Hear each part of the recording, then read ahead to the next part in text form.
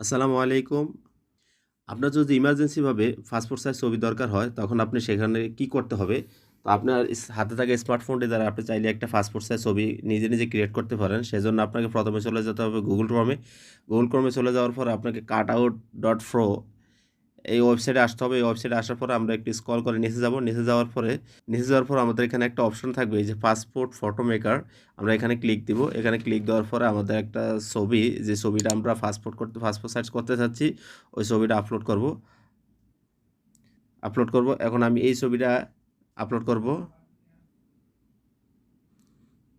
ওকে, আমার ছবিটা চলে আসছে। এখন আমার এখানে ১ম এ চলে যেতে হবে ফটো স্পেসিফিকেশন, এখানে চলে যেতে হবে। এখানে ক্লিক দিব। ক্লিক দেওয়ার পরে এখানে আমরা এই যে বাংলাদেশ পাসপোর্ট এটাতে ক্লিক দিব। এটাতে ক্লিক দেওয়ার পর আমরা এখানে জামার আইকনে ক্লিক দিব।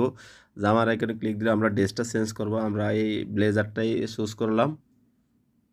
দেখুন আমার ব্লেজারটা চুজ করা হয়ে গেছে। এখন আমি যদি এটা ব্যাকগ্রাউন্ডটা চেঞ্জ করতে যাই, তাহলে আমরা এখানে ক্লিক দেব। এখানে ক্লিক দিলে আমরা সাধারণত পাসপোর্ট সাইজের ছবিতে হোয়াইট এবং নীল কালার দিয়ে থাকি, ব্লু কালার দিয়ে থাকি।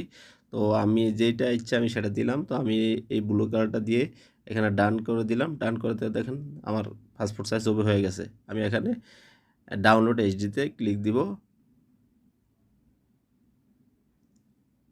দেখুন আমার চমৎকার একটা ছবি হয়ে গেছে।